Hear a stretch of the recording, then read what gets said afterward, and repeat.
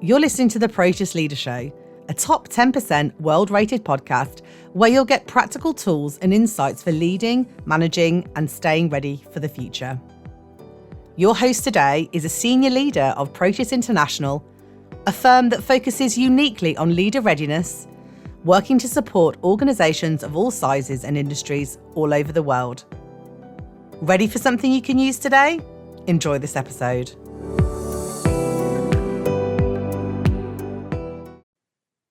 Welcome back to the Proteus Leader Show.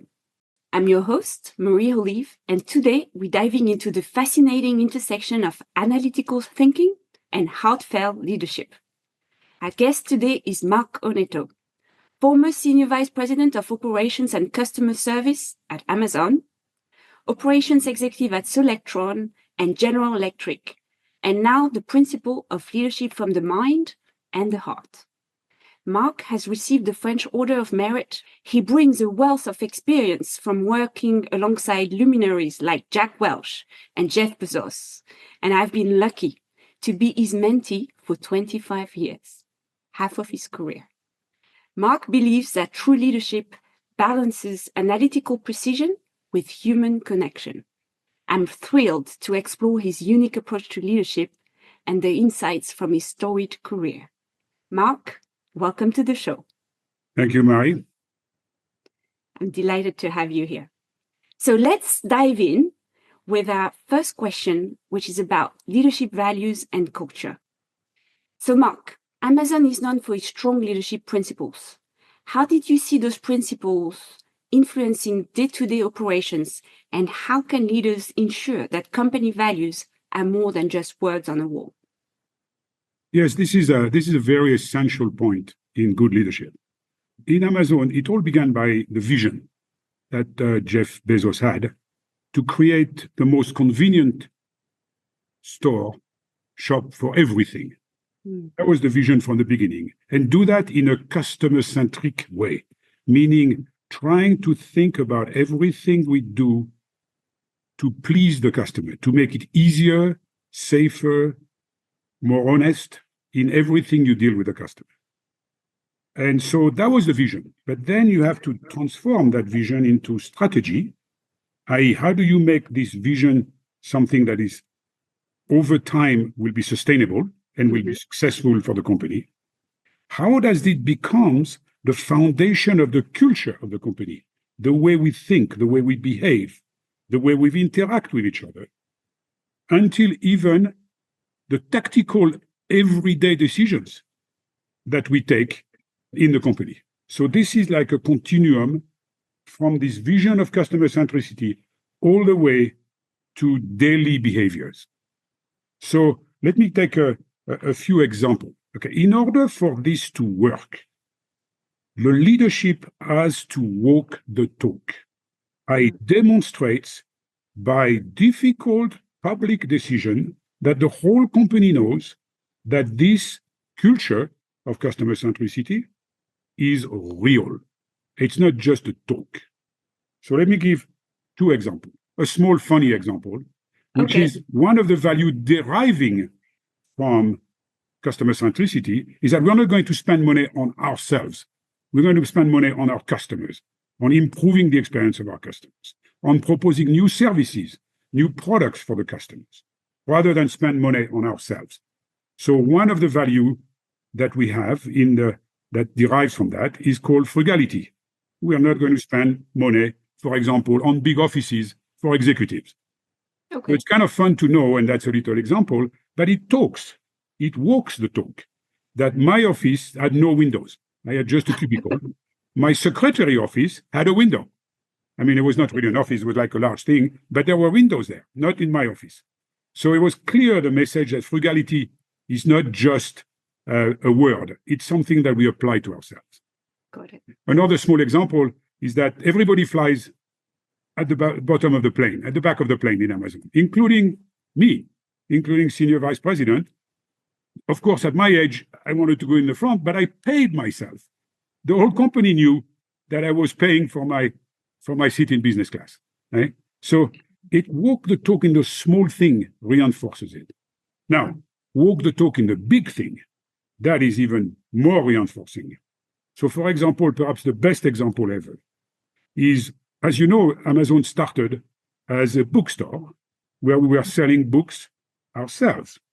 But the vision was clearly the shop for everything.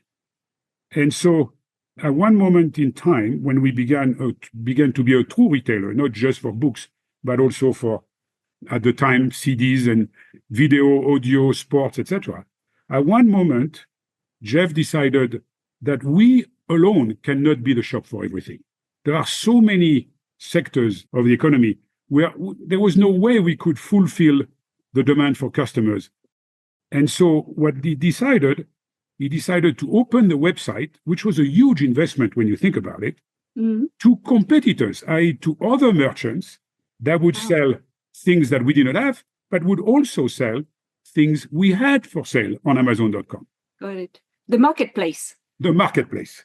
That was, Wall Street went mad on Jeff that day, okay? Saying, it's crazy. I mean, he spent all this money to finally have a decent website that people can use to buy stuff, and now he's going to make this available to competitors? Does it make sense?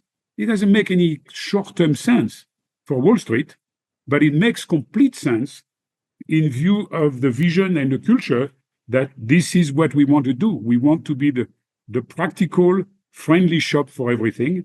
And that was the way we extended considerably the selection of what our customers could find on Amazon. Because if you think about it, it's a pain in the neck for customers to go to, 25 websites during the day because they want to buy 25 different categories. No, they can go to Amazon and find everything, the shop for everything. So you see, that was a tough decision because there was a lot of criticism around it. It was also difficult to establish. We also had to police the behavior of our merchants to make sure that they respected our customers. But it turned out to be one of the absolutely critical success factors of Amazon, and also reinforce internally that Jeff knew how to make decisions that were really hard, but were within that culture of customer centricity. He walked the talk. Got it. So what I'm hearing is really using the value as a filter to take action. And he didn't hesitate to disrupt his own business, not to be disrupted by others. Yeah, disruptive means, we had a vision. And we also, Amazon is not an act of faith, I can assure you. We measured everything. So we, of course, measured how our customers reacting to what we're doing, And then even if you think about it, the next step was when we introduced fulfillment by Amazon. We realized that many customers, whilst they were happy with the selection, so perhaps I should go back to say, there was 3 pillars to customer centricity. Best selection, best price, best delivery. So with the marketplace, we had best selection. We also had best price because the website will tell you which merchant is cheaper. Yep. But we didn't have best delivery because many of the merchants had really no logistics. They would tell when they ship rather than when it arrives. They would, all sorts of non-customer centric behavior in deliveries. So that's when we introduced fulfillment by Amazon. Now, what we were doing is, you bring in the selection, your price is but we know it's competitive. And now we can do, you merchant, is bring your stock to Amazon fulfillment centers, and we will ship with the Amazon logistics. And now the customers will have predictable logistics, predictable time of arrival, and even the one-click message that will tell them, if you order now, you will get it within 24 hours. That leads to my next question, Marc, because in a time when we work together, you stress the importance of operational excellence. And that's a leadership from the mind, right? So what are some of the key systems or processes leaders can implement to ensure that on-time delivery, that continuous improvement and exceptional results? Yeah, so when you have this vision of and culture of we're going to be excellent for the customer, now it's very easy to have a strategic vision and everything. Now you've got to make it real. You've got to make it real in daily operations. And this is where comes, I'd say, the fundamental of operations excellence is absolutely essential if you want to deliver that vision you had. that customer centricity. And that is not easy because this is like millions of acts every day. Act of receiving goods in the fulfillment center, acts of storing the goods, which makes it available for the customer to order, acts of picking the goods, which is when the customer order arrives, we got to pick it, act of reconstituting the order in case if it's a multi-order, and then act of packaging the order and shipping the order. This is very, very complex because remember, every package is different. So you're creating millions, tens of millions different items every day. Yes. Right? And tens of millions of opportunities to make a mistake. So now you have to be very, very excellent in operations. For that, I have always used in my life two major drivers.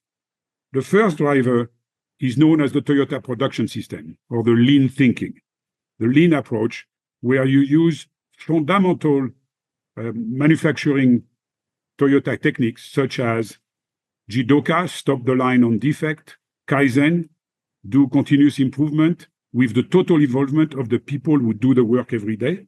Yes. And elimination of waste, of any form of waste, which the Japanese use the word muda, which is waste is defined as if the customer saw you doing this, would they pay for it? Oh. That's the definition of muda, right? So on one side you have this, and for these there are all sorts of very famous technique, very simple technique, such as something called pokiyoke, which is the best translation of this Japanese word in English is foolproof, except fool is F-O-O-L, proof, Okay. which is something that helps the worker not to make a mistake because it's impossible to make a mistake. I always use a kind of fun example on this. My daughter, when she was a young teenager, was known in the family as Miss Catastrophe. She could do anything you could imagine. She has done stuff to her PCs and her phones, which is beyond understanding. But the thing she was never able to do would be to plug her charger the wrong way around in the socket in the wall.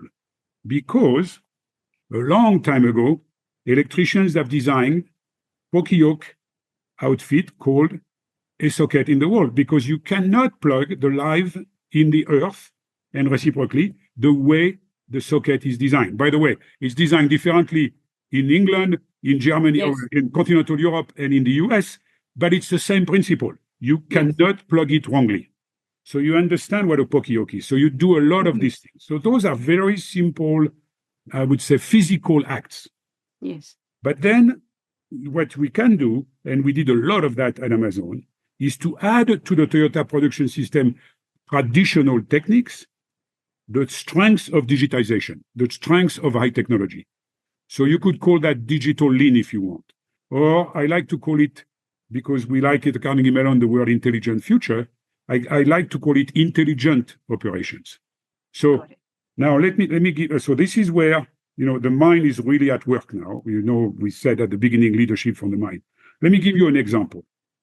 One waste for the customer is when a customer gives two orders, one order in the morning and one order in the afternoon or whatever, and then two packages will arrive the same day, which creates a lot of waste because you have a lot of carton and shipping. But for the customer, it's also, why did they send two packages the same day? Doesn't make any sense. And it's really a very good definition of waste. Okay? Now, from an intelligent analysis point of view, this is very complex because when we get the second order, we now need to say, whoa. Has this customer already ordered something today or yesterday? Mm-hmm. Yes. Has it been shipped? Not yet. Now we have an opportunity to combine the two, to consolidate the order into one package. Okay, but now I have to say, okay, item number one was in fulfillment center number A. Item number two, it's not in fulfillment center number A. Let me see if I have a fulfillment center where the two items are, right? So now I find fulfillment center number B. All right. Now number A, which was the first, was promised for tomorrow night. Can I still make it and combine A and B into the same package which will leave that fulfillment number B and to go to that zip code number XYZ where the customer is. Can I do it? Yes. Let's consolidate. Got it. And this was an incredibly complex technology, as you can imagine, because there's so many systems where the information is included.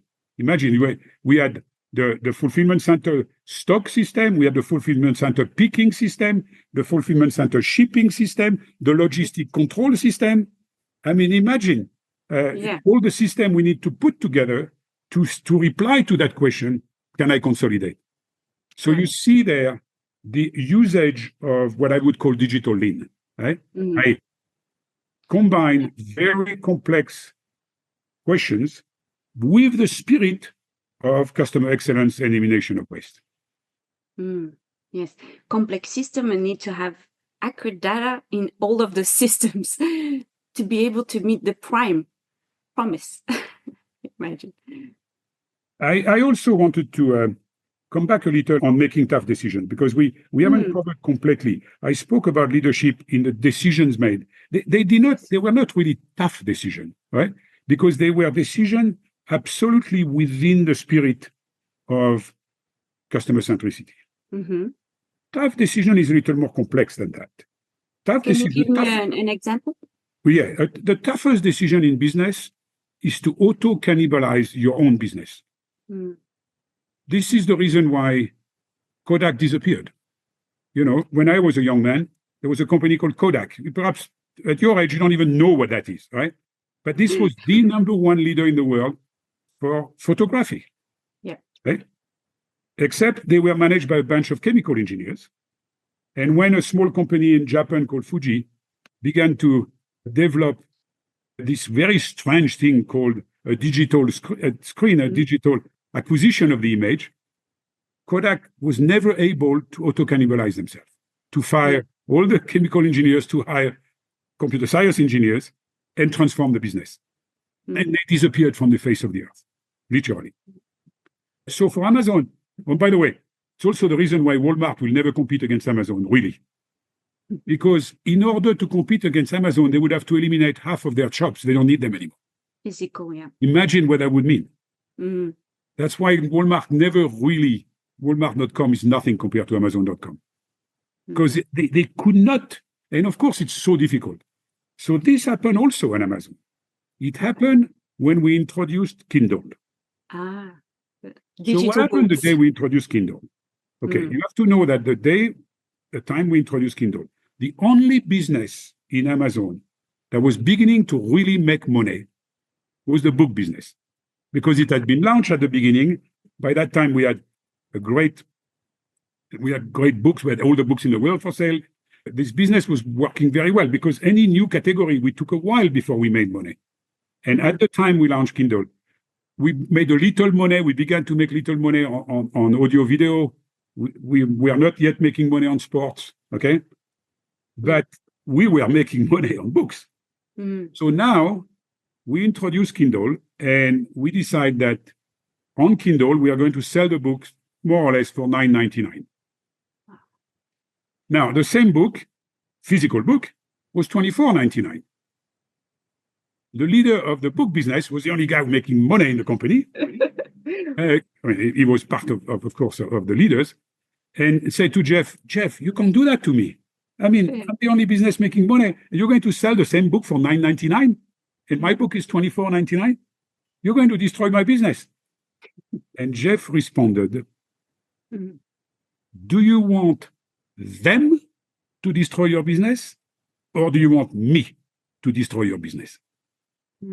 There is no choice. The world is moving. Them out there, they're inventing book readers, electronic book readers. We better do it, okay? If not, we're going to be Kodak. Wow. And that one is more than just a culture thing. That one is top leaders cannot delegate this kind of decision. Those are crucial, fundamental decisions for the future of your business. You got to face the reality, even to the extent that is going to take, and it did impact Amazon results, right? But then Kindle became such a big thing. Because, by the way, the difference between Kindle and non-Kindle, people read much more. Yeah. People read much more because it's so much easier. Right? We still have a book business because sometimes there are some books that are much better to read as books, and then some you want to keep in your bookstore, in your home, and some you want to share, some you want to take notes on, etc. Yeah. Where the physical book is better, but the customer can choose. And the result is that because of the electronic books, the number of books read has gone up by a factor of... Yeah, it's grown the market. It didn't cannibalize. And it has saved millions of trees that were transformed into paper.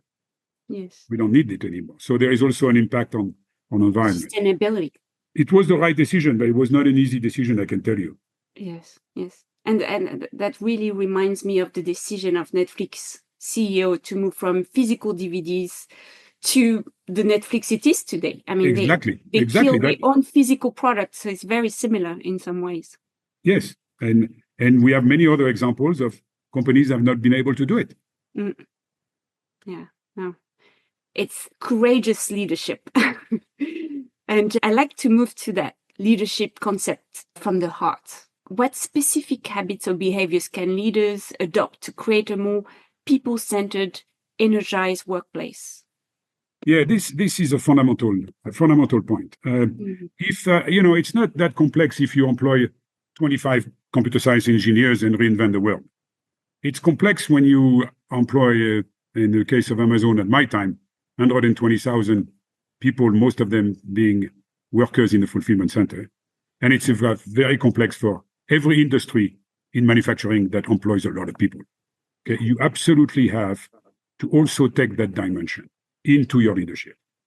So, and especially when I refer to this operational excellence thing we spoke about, operational excellence is extremely demanding because you are never arrived. There is no end of the Tour de France in the 14th of July in the Avenue des Champs-Élysées in Paris. There is no end. It's a perpetual Tour de France. You'll have to climb up another pass again. Right? It's relentless. It's a relentless demand because customers are never satisfied.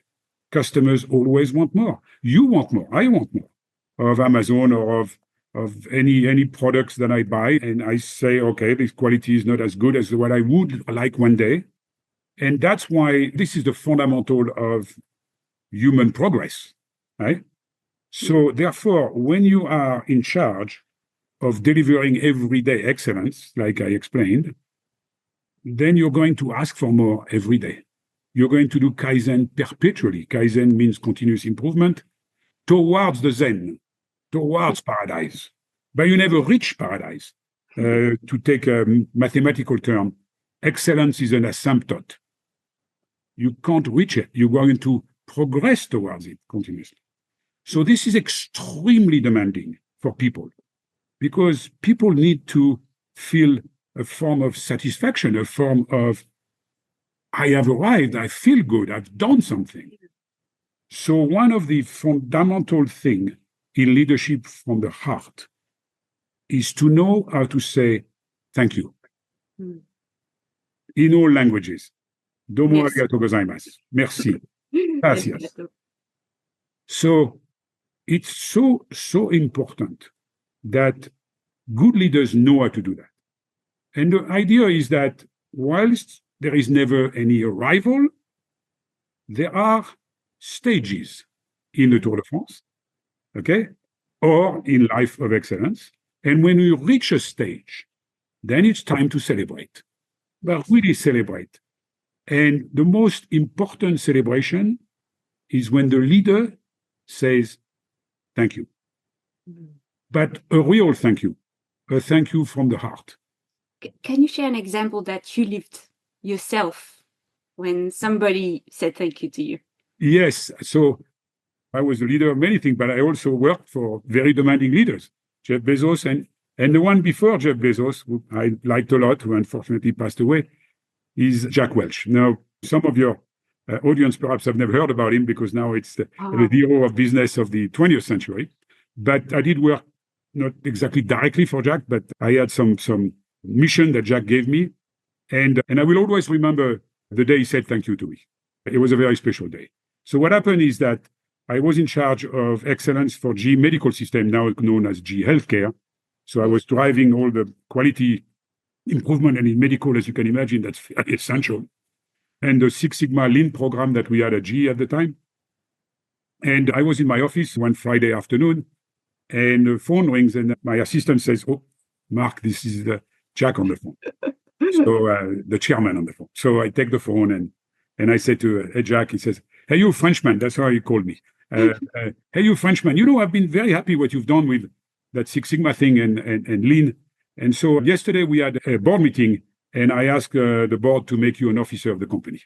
Wow. So this is a big deal. Okay. At the time, GE was a major corporation with many, many types of business, and there was only about 100 officers in the whole of GE. For a French engineer like me, becoming an officer of GE was like a huge deal. So of course I said, Jack, thank you very much. I mean, I'm so happy. He said, "Shut up, you Frenchman. That's what you're going to do." I said, "Okay, boss, tell me." "All right, first you're going to stop whatever you're doing. You're going to go home. Go tell your wife you're now an officer of GE. She can go and buy whatever she wants." I said, "Okay, that I can do." He said, "Okay, then on Sunday, you throw a big party at home, do a barbecue or what." "Oh, no. Oh, you're French. Or do your bullshit French stuff, champagne and all. I do beer and barbecue. You do whatever you want, right? And you invite all your friends and you brag about the fact that now you're an officer of the best company in the world." I said, "I think I can do that, boss." And then he said, "And then on Monday morning, back to the office." Oh. Now that's the next stage. Okay, you're going to become the officer in charge of all operations for GE Medical Systems. And here is what I want you to deliver. I want this, I want this, I want this. This is your new Kaizen, your new step. And if you don't deliver now that you're an officer, I will personally fire your French A because he was not very polite. So my point was that this was the way. I knew that he was saying thank you from the heart. He was joking with me about what I could do to celebrate. He was patting me on the back saying, "You've done a good job." And then he was setting the new step. Okay? So that's the way you have to manage from the heart. And by the way, that's not so easy. There are people like Jack Welch who can do that naturally, and it's real. You have other people that do it, but it's not real. It's a little... It doesn't feel authentic. And then you have other people that just can't do it. It's too difficult. Thank you, Marc, for sharing those examples. Now, we always want to leave our listeners with some practical takeaways. So I wonder if you have one additional kind of simple yet impactful actions that our listeners can take today to start improving their leadership from the mind and the heart. Yeah, I would even use two things. In fact, one is the continuation of the other. Okay. The first one, which is the high level one, walk the talk. Okay, you have to, as leader, walk the talk of what you're talking about in terms of culture, value, strategy. If you just talk the talk, it goes to pieces. The other one, which is a consequence of that, is perhaps the most complex walking the talk, is when you're facing decisions of integrity. Where there is a shortcut, there is a way to achieve the objective, but you're taking a gray shortcut where you perhaps close your eyes on a few things you should not do. That is the worst way of spoiling a company completely. So the one thing I would leave as a conclusion to this wonderful podcast with you, Mary, is do not do any compromise. Any gray shortcut is black. Never cheat if you want to keep your company energized and successful with your culture. Now, thank you for sharing those profound thoughts with us. It's clear that leading from both the mind and the heart isn't just a philosophy, but a proven pathway to sustain success. And I've seen you do both things very well. Now, for our listeners who want to dive deeper You can learn more about Marc's work through his consulting firm, Leadership from the Mind and the Heart. And you can find more resources on leadership and management on proteus-international.com. We are very aligned with Marc's philosophy. Until next time, here's to creating the life and leadership you really want. We hope you're feeling better equipped to create the career, the business, and the life you want. To find out more about how we support our clients in leadership, learning, and change, visit us at proteus-international.com. Have an excellent day, and thanks for listening.